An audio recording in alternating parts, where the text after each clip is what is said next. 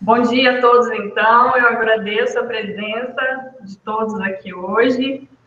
Esse é um evento que acontece semanalmente pela Universidade Federal do Pará, um projeto de extensão chamado Comunica Labeco, e ele envolve a participação de vários professores do programa de pós-graduação em Ecologia da UFPA, e ele é coordenado pelo professor Luciano Montag.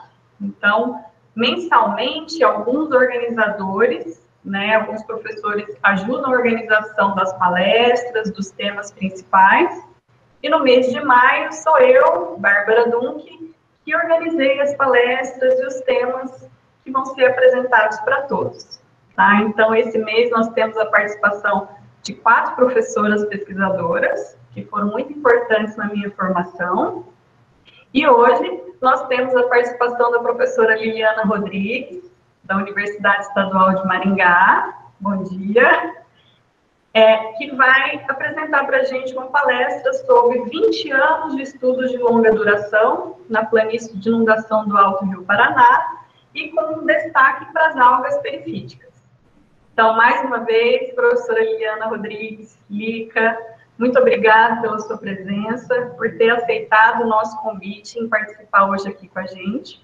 Tenho certeza que vários alunos da UFPA e da UFCA estão muito contentes de te ouvir hoje aqui, tá? Então, fique à vontade para compartilhar a sua tela com a apresentação. Peço que todos fechem as câmeras, tá? E os áudios, só para não ter interferência aqui durante a palestra. E ao final da palestra, a gente abre para conversas, discussões, tá? Eu vou anotando as perguntas de vocês no chat também, fiquem à vontade para comentar alguma coisa pelo chat também, que depois eu vou verificar todos os questionamentos, ok? Muito obrigada, então, Lica, fica à vontade. Eu que agradeço, doutora Bárbara, o convite de estar aqui falando sobre esse histórico de 20 anos na planície de inundação do Alto Rio Paraná e agradecer profundamente o convite, parabenizar também vocês dessa iniciativa, tá? E espero poder contribuir com algumas informações. Deixa eu apresentar? Apresentar agora. Eu te aviso que a gente vai estar inteira, né? A tela. Isso, a tela inteira.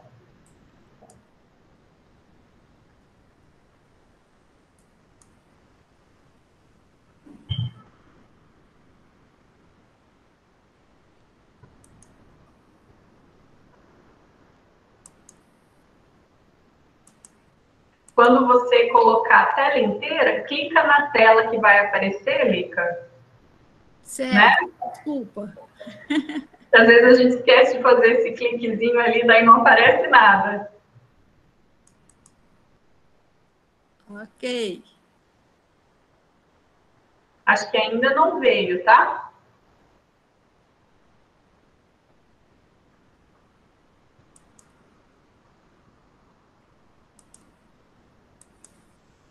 Nada?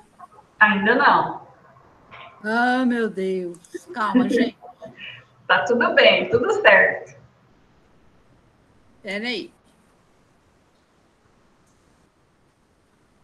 Apresentar agora, tela inteira. Exato, já fiz. Aí clica lá na janelinha, na tela que vai aparecer.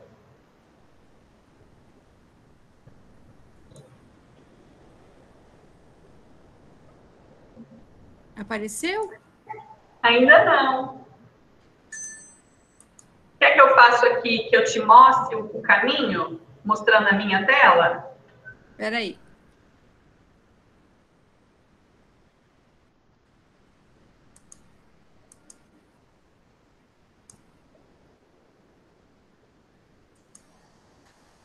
Lica, é importante que a apresentação esteja aberta também, né? Ela está aberta. Espera aí. Essas tecnologias sempre dão essas falhazinhas, Lica. Então, vamos lá, apresentar. Mas a sua tela ainda não está compartilhada, tá? Ah.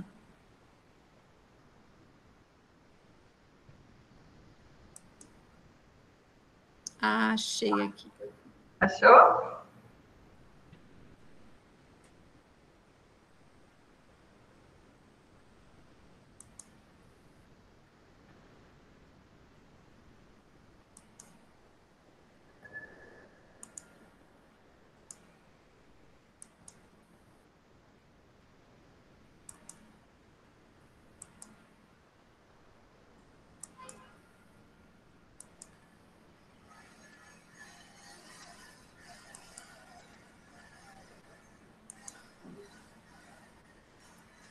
Deu?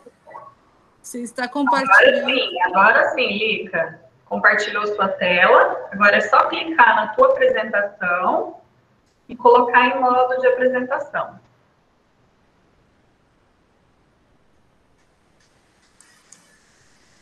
Abriu a sua apresentação. Isso. Agora só... Ih, fechou de novo. Não, não precisa parar. Abre a sua apresentação. Isso. E colocar no modo de apresentação. E aí fica essa janelinha, ó, que está com a caixinha azul, é só minimizar essa caixinha. Essa? Isso. Pronto, perfeito, Lica. Já está em tela, tá? Fica à vontade. Vou fechar a minha câmera. Muito obrigada. Obrigada. Desculpem. Imagina, isso sempre acontece, normal. Mas peço desculpas que é uma questão de, vamos dizer assim, não tecnologia avançada dessa que vos fala. Eu quero, colocar para vocês o que a gente, ao longo de 20 anos, vem trabalhando na planície de inundação, numa questão de biomonitoramento, certo? E o destaque vai ser a comunidade perifítica. Eu faço parte ainda do programa de pós-graduação em Ecologia de Ambientes Aquáticos Continentais, mas estou caindo fora. Esse ano foram a minha última orientanda, que agora já é doutora Nicole, e faço ainda parte do núcleo de pesquisa em limnologia, mas também caindo fora. Então, fiquem de olho que logo abre vaga. Se Deus quiser. Vou colocar para vocês um pouquinho do que vem a ser o PELD, que muitos falam PELD, ILTER, tal, mas o que significa isso? O PELD são as pesquisas ecológicas de longa duração, que tem que ser, para ser considerado um PELD, ele tem que ter uma sistemática e uma regularidade na coleta dos dados. Esses dados podem ser tanto de um só local como de vários, tá? Mas um mínimo de tempo de 10 anos. Inferior a isso, não é considerado um programa de pesquisa, uma pesquisa ecológica de longa duração.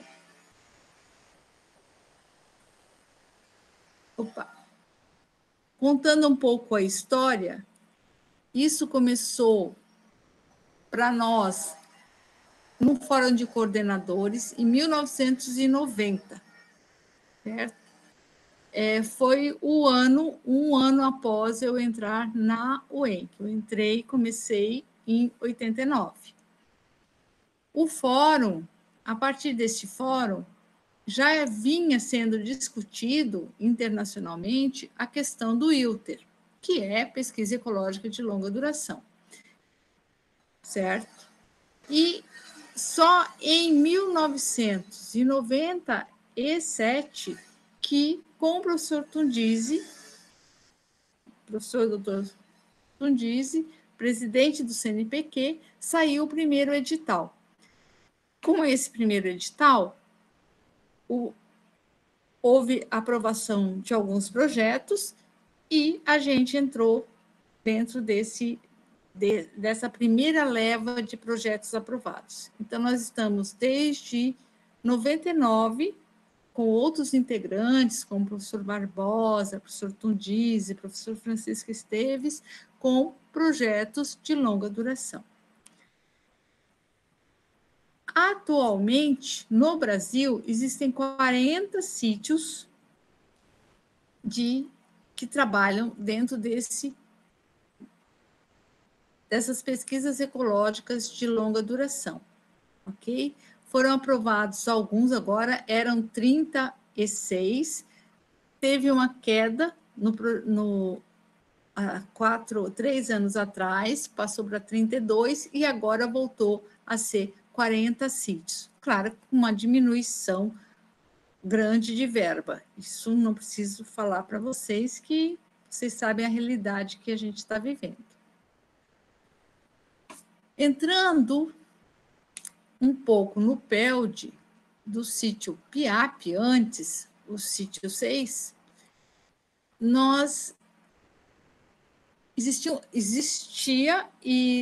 existiu durante esses 20 anos e continuará existindo, conforme o esforço de todos os pesquisadores, o foco das pesquisas. Qual a linha que devia ser trabalhada?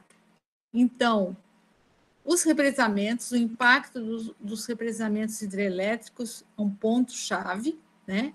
Porque isso muda muito todo o regime, toda alteração dentro do sistema, cheia, seca, águas altas, águas baixas, e vocês logo verão isso. A questão de fenômenos globais, como o El Niño, com a questão de represamentos e com toda a mudança, alteração, a questão de aparecimento de espécies invasoras, onde a gente trabalha, vocês vão perceber as unidades de conservação que existem e uma questão de alternativa. Como que isso a gente pode colocar dentro de alternativas para o manejo, beneficiando os órgãos de questão ambiental, como o IBAMA, IAP e assim outros órgãos. Aqui eu apresento a vocês um resumo da nossa área de atuação. Vocês podem ver, esse mapa do Brasil está desatualizado, existem mais reservatórios construídos, mas dá para vocês perceberem nitidamente que a região sul, sudeste, centro-oeste é onde se concentra grande parte dos reservatórios de hidrelétricas no Brasil. Esta áreazinha aqui, em vermelho, é a área onde o sítio PIAP, ou sítio 6, antigamente, ele atuou e atua. Ele fica entre reservatórios, abaixo o reservatório de Itaipu, e aqui acima, pelo Rio Paranapanema, o reservatório de Rosana, e aqui o reservatório do engenheiro Sérgio Mota, que é muito mais conhecido como o reservatório Porto Primavera. Nesta área em que nós trabalhamos, então é a última área que não tem represamento. E nesta área nós temos 3 áreas de proteção. Claro, aqui vocês podem ver a área de proteção de ilhas e várzeas do Rio Paraná. Em laranja, o Parque Estadual do Rio Vinhema, e em verde, o Parque Nacional de Ilha Grande. Nós trabalhamos no projeto PELD, sítio PIAP, aqui no Rio Paraná, onde nós fazemos coleta, Rio Ivinhema e Rio Bahia. Okay? Nesses ambientes, atualmente são 9 coletas, mas existem 9 pontos, onde ocorrem as coletas do material dentro desse biomonitoramento. No entanto, existem várias pesquisas que são desenvolvidas nessa área, como Ilha Grande, outros ambientes que também envolvem essa área. Recordando um pouquinho, e para quem não conhece, nesse slide vocês conseguem ver a base avançada do Nupélia, que fica situada aqui em Porto Rico. Atualmente, existe aqui, são os alojamentos e laboratório, tá? Nesta área aqui, apenas alojamentos. Aqui é auditório. Aqui é o nosso refeitório. Residência dos responsáveis por cuidar dessa área, que é o senhor Sebastião Rodrigues, o nosso querido Tião. E aqui onde existe a parte de guardar os equipamentos, as embarcações e tudo mais. Esse é o nosso grande barco de ir e vir das coletas dos ambientes. Só colocando para vocês que quando nós começamos em 89, 90, com outros projetos anteriores a isso, depois 98, 99, o que a gente acabava tendo era só essa aqui. E a casa, claro, do Tião, e onde tinha o local para guardar os barcos. Os barcos, eu estou exagerando, eram pouquíssimos. Nesta área aqui, tinha, então, onde são os quartos, que vários de vocês conhecem, mas quem não conhece vai conhecer, qualquer hora. Esse cantinho aqui era a nossa cozinha, e aqui ficava o laboratório. Se fazia tudo nesse espaço. E para vocês terem uma ideia e uma recordação de alguns, atualmente, no presente, a gente tem este barco. Nele tem chuveiro, tem cozinha, dá para dormir, o pessoal monta aqui em cima barraca para dormir, sem problema nenhum. A saída da base avançada se dá lá em torno de, para ir até o Rio Ivinhema, dá em torno de 6, 6h30, está saindo e chega a tempo. No passado, era esse o nosso barco. Nós tínhamos que sair 4h30, 5 da manhã, entrava o pessoal da água, eram coletas separadas, o pessoal da água ia num período, depois ia o pessoal do peixe. E nós saímos 4h30 da manhã para poder chegar nos locais. E com aquele bate, que Deus nos guarde. Foi são só lembranças boas, porque nós íamos cantando, rindo, um cuidando do outro, e como hoje também acontece. Para vocês terem uma ideia, esse trabalho saiu na Acta, quem quiser ter acesso, a fonte está aí. São dentro das várias diferentes temas ao longo desses 20 anos, vocês podem observar que o forte que foi dentro do sítio Piape, dentro do PELD, foi a questão da ecologia. O tema de estudo nosso foi muito ecologia. No entanto, a parte de sociologia, economia entrava, a parte de saúde entrou, vários pontos foram, no início, foram englobados. E depois começou a sair pesquisadores, tinha outro projeto, né? E acabou, até hoje, a gente focando mais a questão de ecologia. mas outros estudos começaram a surgir e continuam.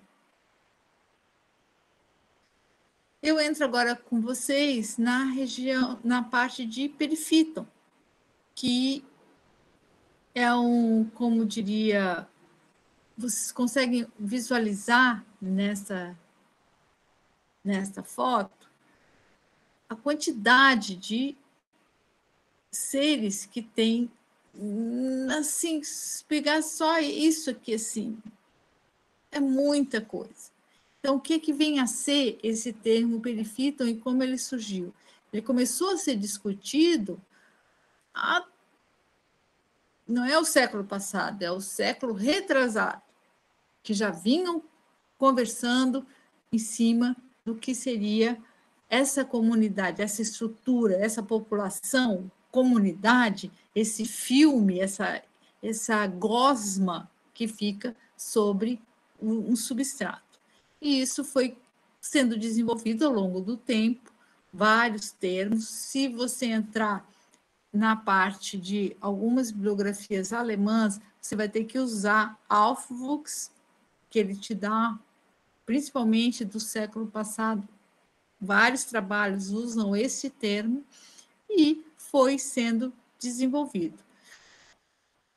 No atual, nós temos o que é seguido hoje é o conceito do Wetzel. Tá?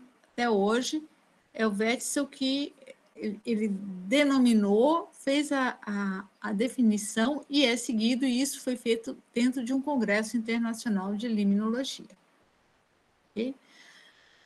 Vocês podem observar aqui essas figuras mostrando uma comunidade firmemente aderida e também frouxamente aderida.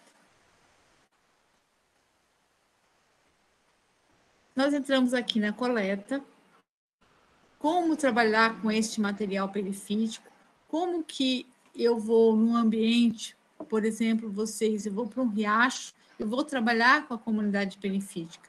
O ponto inicial que eu coloco, que você precisa é saber quais perguntas você quer responder com o seu trabalho, ou qual pergunta você quer responder, e dentro dessa pergunta, você, antes de começar, conhecer o seu ambiente, saber como ele é, o que ele tem. Se eu quero comparar ao longo de um rio, de um riacho,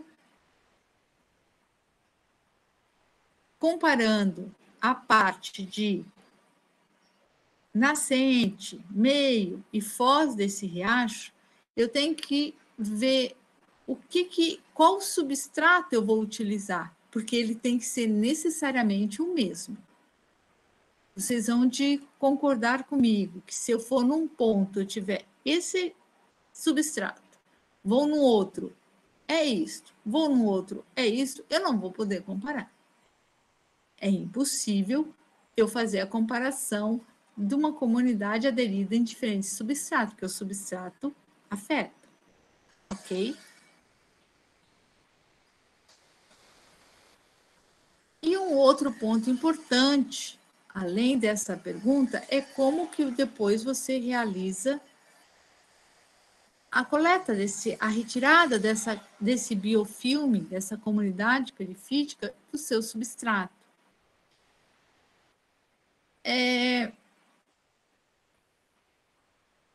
Percebam aqui os pecíolos, esse é pecíolo de Eichhorn azure, que alguns de vocês conhecem muito bem, certo? E fazer a raspagem. A raspagem, num pecíolo que ele é mais resistente, eu devo utilizar gilete coberta com papel alumínio, certo? Agora, aqui eu tenho 3, ou eu tenho este vidro e tenho outro. Eu não posso pegar essa gilete com este papel alumínio ou mesmo utilizar em diferentes frascos. É fundamental que isso não ocorra. E uma outra coisa que eu chamo a atenção de quem começa dentro desse trabalho é como você faz a raspagem desses pecíolos, desses locais. Porque se você raspar muito fortemente esse aqui e for fazer uma medida de biomassa com clorofila, você tem que ter muito cuidado para não retirar a parte da epiderme, porque daí você está colocando a mais, certo? E claro, aí é pecíolo, podemos entrar nesta planta aqui. Eu tenho a egéria. Para eu retirar o perifíton disso aqui e deste, eu vou ter que não posso pegar lâmina. Concordo? Se eu pegar lâmina, eu não estou retirando a comunidade perifítica, eu estou retirando, são as folhas. Então, tem que ser pincel. Dependendo do substrato, ele tem que ser muito delicado. É totalmente diferente esta raspagem aqui desta aqui. Aqui eu posso usar uma escova, porque o substrato artificial é plástico. Eu consigo retirar bem, sem problema. Ok? Voltando aqui, quando eu trabalho com seixos, pedras, eu posso utilizar até os dois, tanto a gilete quanto a escova, dependendo da quantidade que eu vou ter nesse biofilme. Às vezes você tem muito. Pensem que aqui, nessa pedra, eu tivesse isso aqui. Eu posso passar inicialmente aqui uma gilete coberta, papel alumínio, e depois passar a escova. Eu uso os dois. Então, isso você tem que conhecer, saber o que você vai utilizar para levar o material para campo.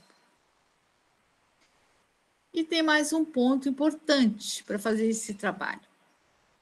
É você levar o seu celular ou colocar um rádio, um fone de ouvido e trabalhar, fazer a raspagem. Porque você não vai conseguir fazer a raspagem rapidinho, já acabou. Não.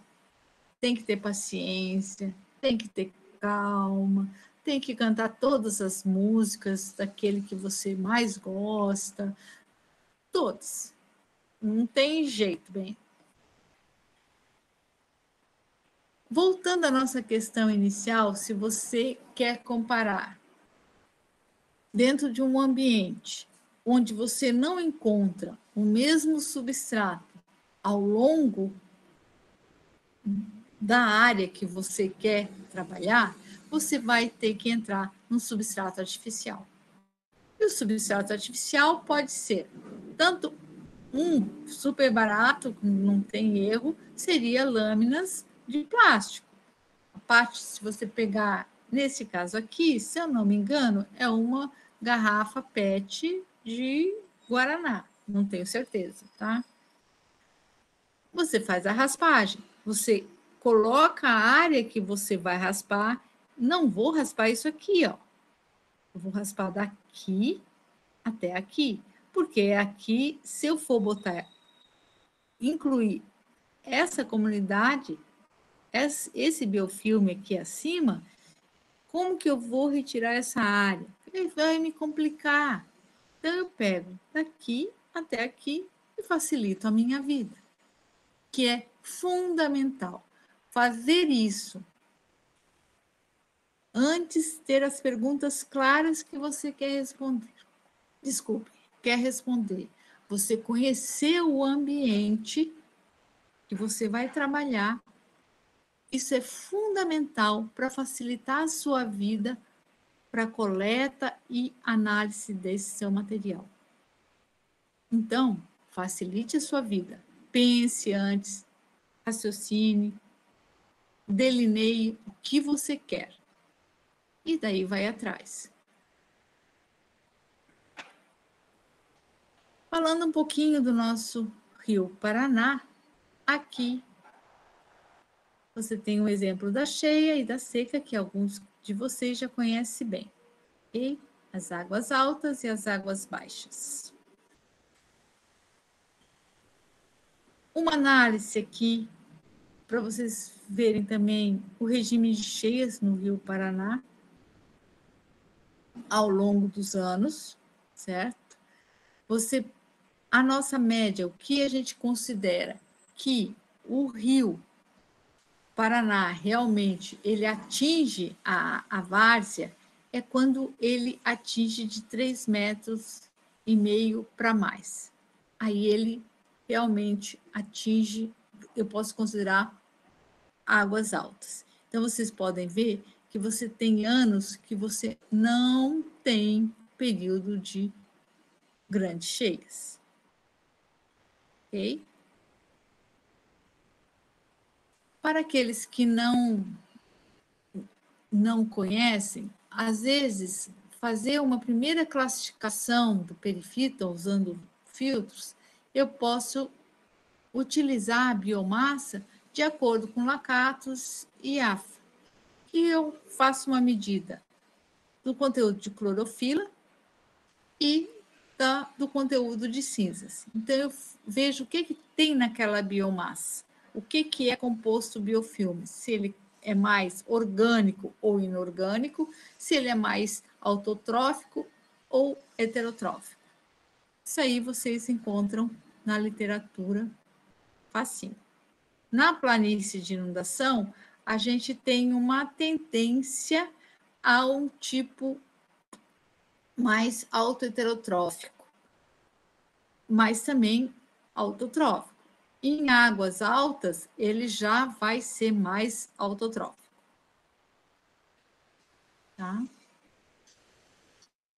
Aqui a biomassa do perifíton ao longo dos anos, de 2000 a 2019, onde chama a atenção esse 2007 aqui, esse 2010, 11 e agora 2016, um pouco elevado. Podem observar que você tem uma tendência a esse aumento nos vários locais da biomassa, certo? E se a gente for observar aqui, são períodos que você tem um período de cheia grande, principalmente atingindo mais de 6 metros.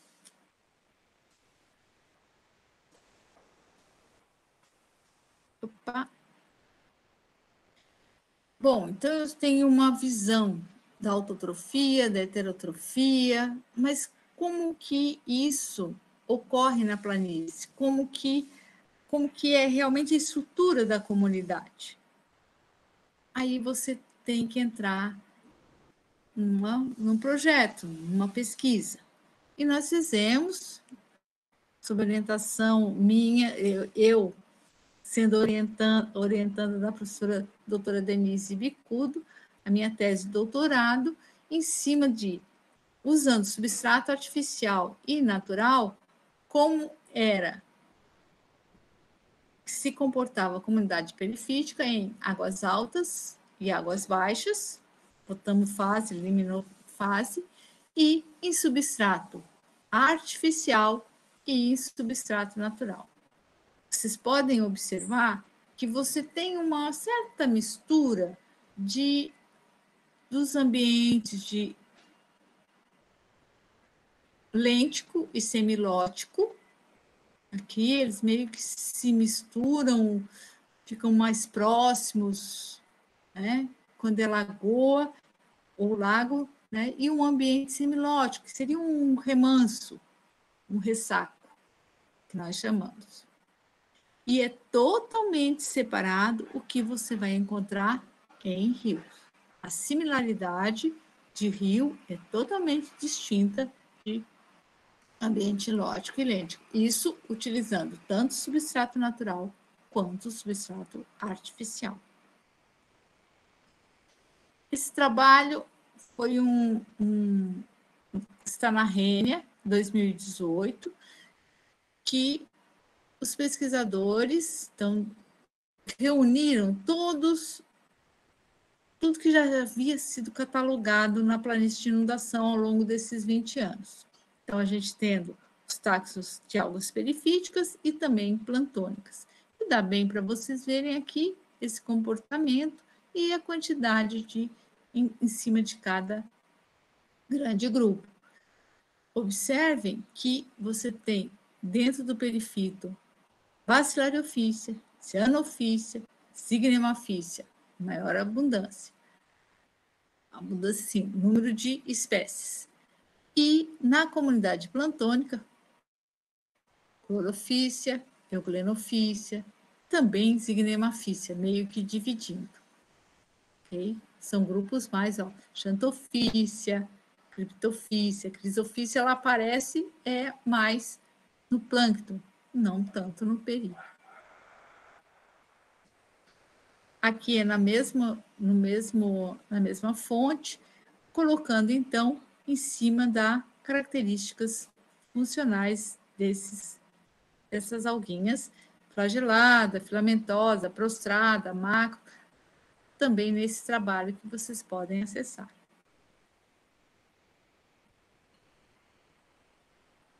Nesse trabalho, foi a dissertação de uma aluna, da Estefânia, em cima de uma comparação.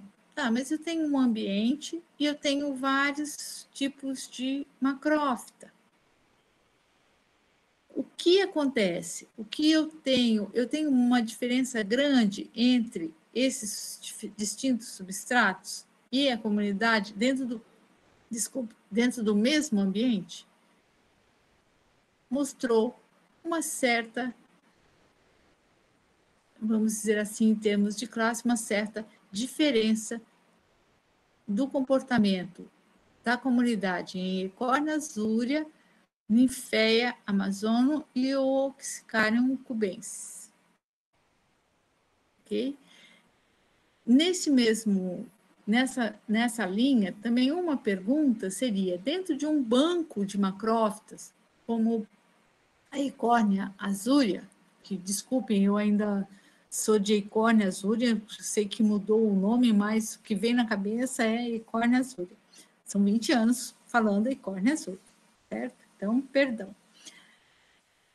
Se eu tenho diferença do lado direito, aquele banco grande, lado direito, lado esquerdo, na frente, e esse é um trabalho da dissertação também do doutor Jacques, que está aí presente, que se quem tiver dúvidas pode conversar com ele, que ele mostra uma certa distinção. Aqui nós temos a Eichhornia azurea, o Oxycarium e a Ninféia, mostrando a diferença em relação aos taxos abundantes e dominantes ao longo do tempo. Junho e setembro são períodos de águas mais baixas. Novembro e março é período de água mais elevadas. Vocês podem observar que em águas baixas, você tem uma junção, uma proximidade de quem é abundante e dominante, não tem tanta diferença. Quando eu vou para as águas altas, essa diferença já ocorre bem. Aqui é o trabalho também dos ex-doutorandos, né? Creio que nesse aqui está tanto a Vanessa quanto a Natália, mostrando a importância, a intensidade do pulso, como ela interfere no número, na riqueza de táxons, como difere. Né? Então, quando eu tenho 2001, vejam, foi um período onde caiu muito o nível. Nós tivemos uma seca muito ferrada. Olha, sem comentários, foi muito, em torno de quase 1 metro, o Rio Paraná. Vocês imaginem as lagoas, os ambientes, tudo secou, né? totalmente distinto de quando você tem períodos de elevada cheia, passando, inclusive, de 6 metros. Quando você tem isso, muda totalmente o número de táxons que você vai encontrar, muito mais elevado. Resumindo, até aqui, eu tenho, então, a comunidade de algas perifíticas, ela sofre uma influência muito grande do pulso hidrológico. Isso vai interferir nas macrófitas aquáticas, que necessariamente vai agir sobre a comunidade. Claro que, dentro desse pulso, vocês aqui podem pensar, mas os nutrientes, eles influenciam? pH, condutividade? Sim, influenciam sim. Pulso, o que nós acompanhamos ao longo desses 20 anos foi um aumento muito grande da transparência da coluna d'água, um aumento de nutriente, basicamente nitrogênio, NO3, o nitrato foi o que mais aumentou, o fósforo teve uma certa queda. E daí você tem o benefício de alguns grupos de algas, como diatomáceas. E daí nós entramos nas lindinhas. As diatomáceas, eu comecei a minha graduação também no século passado, eu comecei estudando as diatomáceas e estou caindo fora com 2 doutoras que trabalharam com diatomácea. Foi mais uma prova de que o ciclo fecha. Né? Tudo na vida é cíclico. Dentro disso, nós vamos fazer um breve resumo. Se vocês forem ver, para você ter esse biomonitoramento ao longo do ano, tem questões que você tem que ir respondendo, até chegar de como que a comunidade pode auxiliar na questão do manejo, que são aqueles itens colocados inicialmente lá. Foi mostrado para vocês. Manejo é o último. Então, o que a gente pode fazer? As diatomáceas é um grupo utilizado mundialmente no biomonitoramento. Ele é uma história longa de estudos fazendo biomonitoramento, utilizando outros organismos, sim, mas também as diatomáceas. Por que isso? Porque elas têm essa carapaça de sílica, certo? Que te propicia um estudo mais rápido, mais de você querer fazer em cima de grupos funcionais, em cima de estruturas só, de gêneros, né? Você consegue fazer identificação rapidinho e fazendo lâminas permanentes, por causa da carapaça dela de sílica. E daí a gente entra num trabalho da tese de doutorado da doutora Daiane, que acabou agora em 2020, que é o histórico ao longo deste período. E daí eu volto um pouquinho lá naquele mapa que eu mostrei para vocês. O Rio Paraná, no Rio Paraná existe o Lago das Garças. No Rio Ivinhema, o Lago dos Patos. Quando você pega e compara, o Rio Ivinhema, ele tem está inserido em 2 áreas de proteção ambiental. Quando você vê os grupos, as espécies que realmente estão presentes paleoliminologicamente ao longo dos anos, você vai ver que o Lago das Garças ele tem uma estrutura totalmente distinta do Lago dos Patos, que é muito mais preservado ao longo de todo esse período. Tá? aqui seria no Lago dos Patos, o que nós temos em cima dos táxons, a representação em cima de gêneros, que também é da tese, trabalho de Daiane, e neste aqui, uma variação da abundância relativa do actinantídeo minutíssimo, num período hidrológico de 2000 a 2018, onde vocês podem observar que aqui eu tenho um nível hidrológico, aqui eu tenho a abundância relativa do actinantídeo minutíssimo. Se vocês forem ver, quando eu tenho um nível elevando, eu tenho uma queda dessa população de actinantídeo minutíssimo. E o actinantídeo minutíssimo é uma espécie indicadora das diatomáceas do período de seca.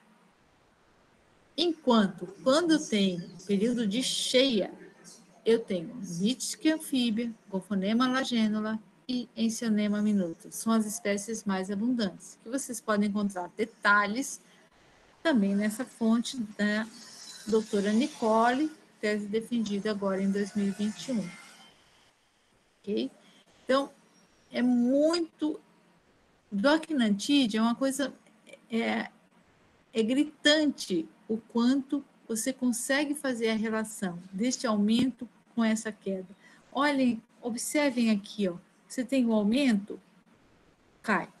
Aí, de repente, cai o nível, aumenta a abundância. Então, prova nitidamente que é uma espécie indicadora de período de águas, de período de seca nesse ambiente. Ok? A universidade, ela é uma universalidade. E, necessariamente, ela envolve o ensino, a pesquisa e a extensão. Só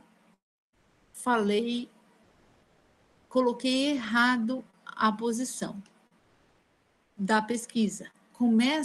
A universidade é uma soma de pesquisa, ensino e extensão. Por que a pesquisa é fundamental? Porque ela vai transmitir para o futuro profissional o conhecimento. Ensino é conhecimento, não é decoreba. Então, se eu conheço aquilo, eu consigo perceber o que está acontecendo. E, para isso, eu tenho que fazer a pesquisa, aprofundar e transmitir isso depois. Nós fizemos isso ao longo dos anos. No início, o professor Dr. Nakatani, que já partiu desse planeta, ou está nesse planeta, né? Ele fazia uma interação com a sociedade, mas depois de um tempo a gente acabou parando e voltamos nos últimos anos, a partir de 2013, se eu não estou enganada. Colocando por que a gente vai lá, por que a gente coleta, o que a gente coleta, o que você viu, né? Esse aqui, do que você viu, o que você entendeu. E vocês podem observar as carinhas, a interação dessas crianças com o que tem ali. Ele não tem claro o que a gente faz, o que a gente fazia. Então, a gente tentou levar este conhecimento tanto para as pessoas, né, e as escolas dos municípios da região, como também para os adultos. E daí você acaba transferindo o conhecimento resultante de toda uma pesquisa e ensino e despertando em alguns a curiosidade de seguir, conhecendo mais. que aconteceu com vários. Alguns vieram, quando vinham os pais, né, vinham a Maringá, eles passavam para perguntar, conhecer, ter mais detalhes do que a gente fazia. Nós tivemos esse prazer.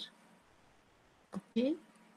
Então, você tem que fazer, você pesquisa, você ensina e você transmite na prática. Quero agradecer a vocês por estarem presentes. Estou aberta para o conhecimento, para as perguntas, para a ampliação do conhecimento de vocês, coisas que eu posso ter falado, ficou meio na dúvida. E, antes de encerrar, quero pedir a vocês que não esqueçam 2 pontos. O primeiro é facilite a sua vida. Pense, o facilitar a vida não é fazer tropeço, correndo, não, é você pensar o que você quer, o porquê que é, tudo mais, certo? Muitas vezes acontecem coisas durante um projeto, durante o desenvolvimento da pesquisa, parece que está te fechando porta. Facilite a sua vida, pense com calma e abra outra porta. Se uma fecha, é porque 2 vão abrir, tenham certeza. E uma coisa que eu peço muito para vocês que estão no começo, estão trabalhando, não engavete seu conhecimento. Não faça isso. Porque você fazer isso, você está impedindo o desenvolvimento de mais conhecimento. Certo? Não faça isso, não engavete. Ah, não, mas é que eles exigem que eu publique em tudo A1, A2. Tenta. Não deu, vai para o B. Vai para o C. Vai para o que for. Mas coloque os seus dados disponíveis para as pessoas daqui a 20 anos saberem o que está acontecendo naquele sistema. E isso eu falo para vocês com muito orgulho. Eu não engavetei. Os meus dados, por exemplo, vocês conhecem a cidade de Tubarão, em Santa Catarina? É o centro do mundo. Podem rir. Eu nasci, cresci, fiz a minha graduação com trabalho lá, no Rio Paraná, no Rio, é o costume do Rio Paraná, no Rio Tubarão, que divide a cidade em margem esquerda e margem direita, na época. Isso em 1980. E eu fiz o meu TCC, meu trabalho de conclusão de curso, com as algas na região de captação de água do Rio Tubarão. Vocês acreditam que em 2019 entraram em contato comigo pedindo as informações desse trabalho das diatomáceas? Pensem se eu tivesse engavetado. Eles viram que existia essa publicação, mas não conseguiam acessar a revista. Eu consegui? Consegui. Se eu tivesse engavetado, eles não teriam uma comparação.